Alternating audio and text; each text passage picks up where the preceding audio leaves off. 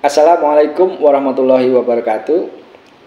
Rekan-rekan, tentu setiap dari kita menginginkan kehidupan yang baik, kehidupan yang tenang, kehidupan yang mulia, dan kehidupan yang bahagia. Namun ternyata hidup ini tidak semudah yang kita bayangkan.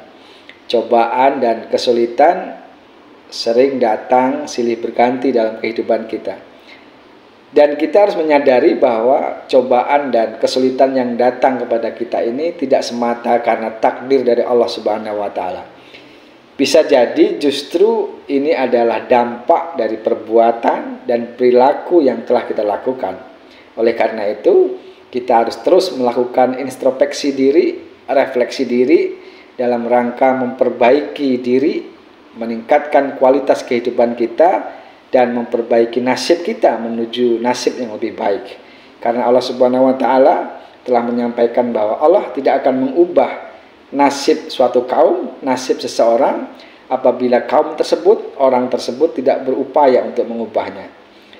Rekan-rekan sekalian, cobaan dan kesulitan sering menerpa hidup kita disebabkan karena kita didikte atau dikendalikan oleh hal-hal yang seharusnya dapat kita kendalikan. Paling tidak ada 4 hal yang sering mendikte kehidupan kita. Yang pertama adalah kita sering didikte oleh materi. Yang kedua, kita sering didikte oleh standar kebaikan yang tidak tepat.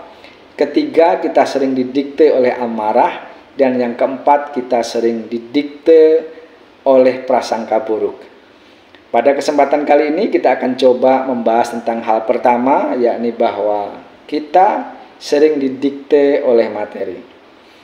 Rekan-rekan sekalian, materi atau harta benda tentu memiliki peran yang sangat penting di dalam kehidupan kita ya. Oleh karena itu, salah satu aktivitas terbesar dalam kehidupan ini adalah mengumpulkan atau mencari materi ya, dalam rangka untuk mewujudkan kebahagiaan dan standar kesejahteraan kita. Namun tanpa kita sadari, kita sering justru dikendalikan oleh harta, oleh materi yang sudah kita peroleh. Padahal mestinya kitalah yang harus mengendalikan materi-materi yang telah kita peroleh. Mohon maaf, sebagian aktivitas ekonomi yang dilakukan oleh orang di kehidupan dunia ini adalah untuk urusan perut dan bawah perut. Sebagai contoh sederhana dalam urusan perut, misalnya adalah urusan makanan saja. Kita sering dikendalikan oleh makanan. Padahal prinsip hidup terkait dengan makanan itu adalah bahwa kita makan untuk hidup, bukan hidup untuk makan.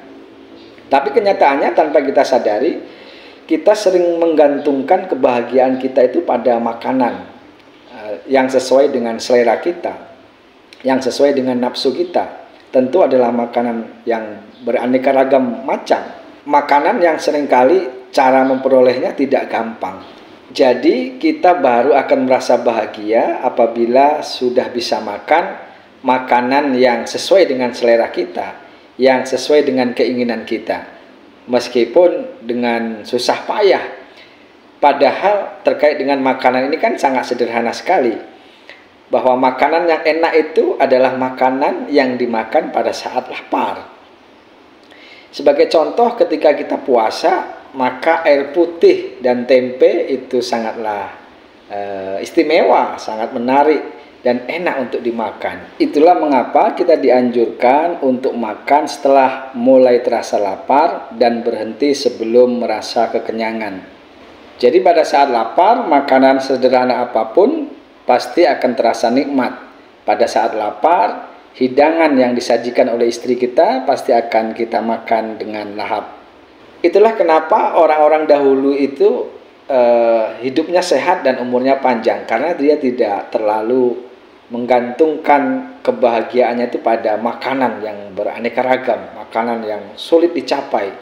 Dan orang terdahulu tidak menggantungkan kehidupannya pada banyak hal seperti kita. Kita ini telah menggantungkan kebahagiaan kita itu pada banyak hal. Sebagai contoh, kita baru akan merasa bahagia kalau kita punya mobil mewah, kita baru akan merasa bahagia kalau punya rumah megah, kita baru akan merasa bahagia jika sudah punya jabatan, kedudukan, dan status sosial yang tinggi di masyarakat. Jadi ternyata kita tidak lebih cerdas dari orang-orang terdahulu, karena kita telah menggantungkan kebahagiaan kita pada banyak hal. Kita telah menggantungkan kebahagiaan kita pada hal-hal yang rumit, pada materi yang rumit, sehingga kehidupan kita juga menjadi rumit. Mudah-mudahan kita termasuk manusia, termasuk orang-orang yang mampu mengendalikan materi dan harta benda yang sudah kita miliki. Bukan sebaliknya, kita yang dikendalikan oleh harta kita. Sehingga hidup kita menjadi merasa tidak bahagia, merasa sempit, dan merasa keharmonisan rumah tangga kita tidak seperti yang kita harapkan. Demikian, semoga dapat memberikan manfaat. Assalamualaikum warahmatullahi wabarakatuh.